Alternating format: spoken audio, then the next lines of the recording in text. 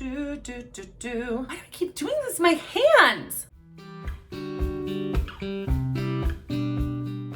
Hey friends, welcome back to our channel and another solo video for me, my last of 2022. If we haven't met yet, my name is Lauren and I am one half of Crows Before Bros. This is our kind of trolley corner of the internet where Randy and I like to scream about the books that we read. If this is your first time finding us, please hit that subscribe button, hit the notification bell to be notified when we drop new videos. We try to do 3 a month. We would love to talk to you about books. We love connecting with new people and getting new recommendations. Today is a bit of a different video from me. I have had the busiest and craziest couple of months, and as a result, I love reading and I love to decompress with reading, but I knew myself and I knew I couldn't take on any more required reading for this year. My brain would have just like exploded. So I wanted to bring you something a little bit different, somewhat of a recap, but with a little twist. I drew inspiration from a TV show that I love and that is hugely popular. In the American iteration of The Office, in the 2nd season, they do an awards show called the Dundies, and it always makes me laugh so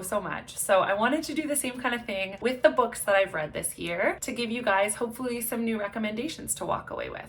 So in the Dundies, Michael Scott hands out mostly complimentary awards to the people of The Office for all the different sort of quirks and spirit that they bring to the workplace. In dreaming up today's episode, I wanted to give it an interesting name as well, and I did pick one, but I have to provide you with some context first. One of the most thoughtful gifts that I've ever received was from Randy, actually. Thank you. Thanks, Randy. She got me what's called an embossing tool. So it's a stamp with a custom print or image or text or anything on it that you stamp on the inside pages of your books. And it often is like a, hey, this belongs to so-and-so, so that when you lend out your books to other people, they have the fear of God in them, that they need to give them back. This embossing tool says, from the library of Lauren Ton, which is me. As a result, ever since she gave me that embossing tool, we've been referring to my physical book collection as the Lolt. So tonight, I'm so excited to present the lolties. Without further ado, grab yourself a cozy drink or whatever you like. Go get all dressed up like me or change into your pajamas. I don't really care. Whatever floats your Christmas boat. Whatever cracks your nuts, whatever elves your shelf, whatever eggs you nog, baby. Let's go. Good evening and welcome to the first annual Lolties. I'm so excited to share with you some books that I really loved this year and why. Just to start this video off with some statistics, I have read 47 books at this point in December right now, and I'm still reaching for my goal of 50 for this year, but it's gonna be really tight. Oh, I don't know if I'll make it. In terms of genre, it's kind of all over the place. I've read about a dozen contemporary romance books, about a dozen thrillers, some graphic novels, as well as lots of YA, a few kind of like cozier books. It has been all over the map. My hope is that you walk away from this video with a couple new recommendations in your pocket for 2023, something that's up your alley, right up your lane. Our first Lolty award tonight is for coziest atmosphere.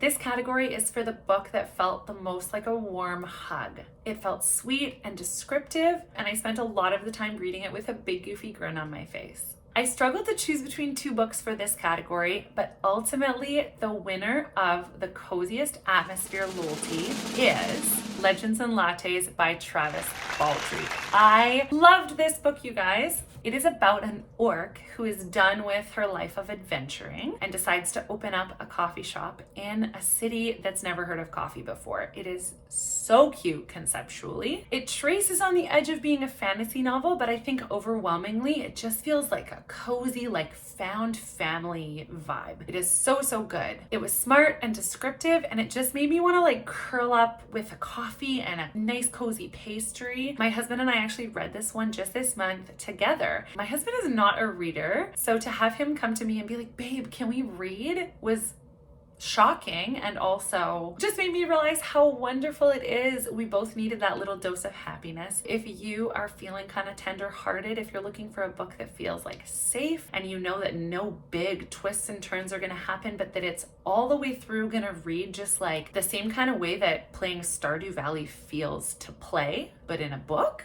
this is the book. Super, super recommend it. You will love Legends and Lattes. All right, next up is the lolty for quippiest banter. Banter is my favorite element in contemporary romance novels. Smart dialogue between the leading characters is honestly just such a soft spot for me. It's something that really appeals to me, and so naturally I was drawn to Emily Henry for this category. I struggled so much to pick between beach read and book lovers this year, but by the smallest margin, the winner of quippiest banter is Book Lovers by Emily Henry. It pulls just the smallest bit ahead for me. I think overall I liked beach read a bit more. I related so much to the main character in that novel, but nothing beats the banter between main characters Nora and Charlie. The dynamic is honestly so snappy. Make sure to check out our first video on this book. It was our very first video on this channel ever. I'll make sure to link it in the description below so you can go check out a little bit more of a well-rounded review of that book if that's something that interests you. But if you're looking for a great contemporary romance, this is where I would for sure start.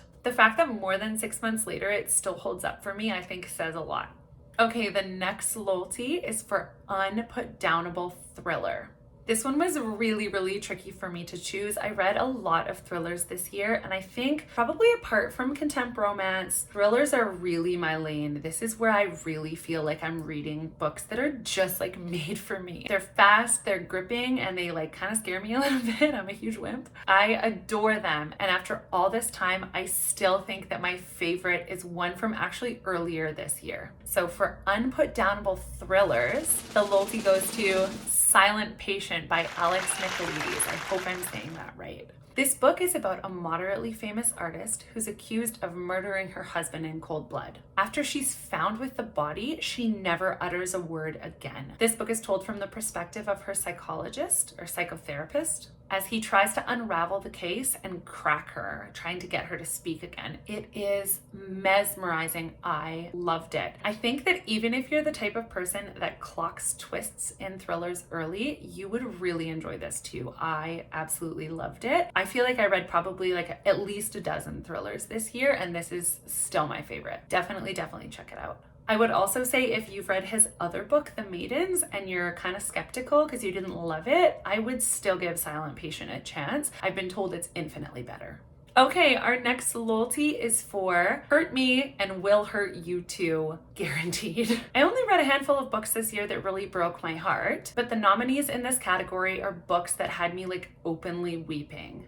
Now, full disclosure, I'm very soft. I'm like a little raisin. It doesn't take a lot to get me crying, but I ended up giving this lolty to a book that's a classic that I only just discovered this year. The lolty for Hurt Me and Will Hurt You Too is Bridge to Terabithia by Katherine Patterson. This book broke me! It broke me, you guys. So sad, even though I knew what was going to happen.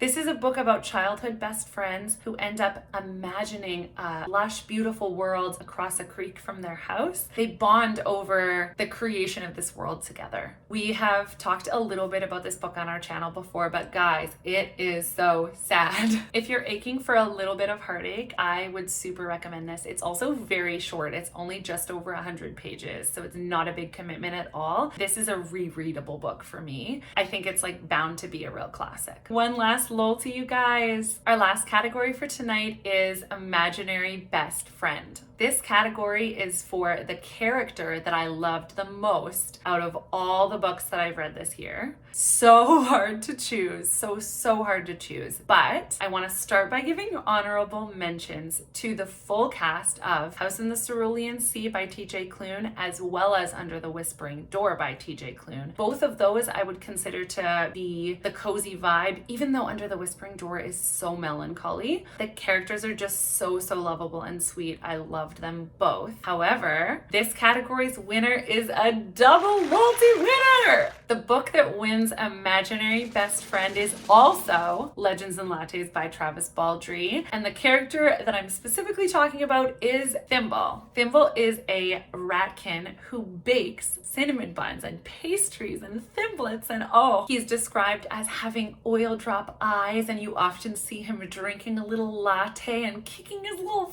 furry legs under the table. Oh, and he says almost nothing. He's very quiet and just studious. I would adopt him in 1 second. Catch me living out the plot of Stuart Little in my real life. I loved this book. Last but not least, this is not necessarily a lolty, but I wanted to really honor my very, very favorite book of the year. This was so hard because I loved so many books for so many different reasons this year, some that I haven't even mentioned in this video. I considered making this its own category and calling it Juicy Like a Peach Writing because it was so stunning. But when choosing my favorite book of the whole entire year, I wanted to stack the books that I read up against a few questions. Would I read this book again? Do I think the book stands up, not just in terms of writing quality, but also in content? Was it impactful to me? Did it stir up any serious reconsiderations? Did it elicit any kind of meaningful emotion in me? And after asking these questions, the answer overwhelmingly so led me to a book that I read in January of this year, so almost a full year ago. My very favorite book of 2022 was The Invisible Life of Addie LaRue by V.E. Schwab.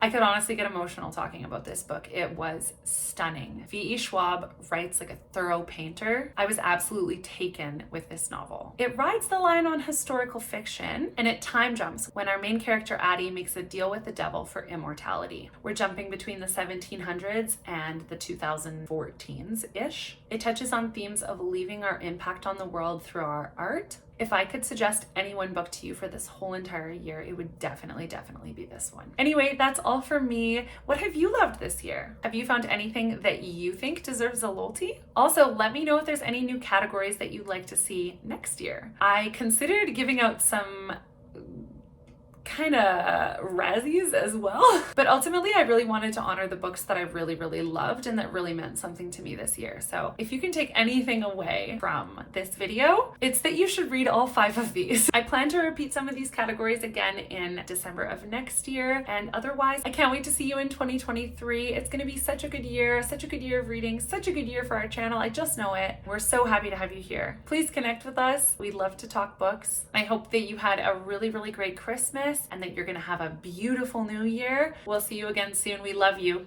Bye.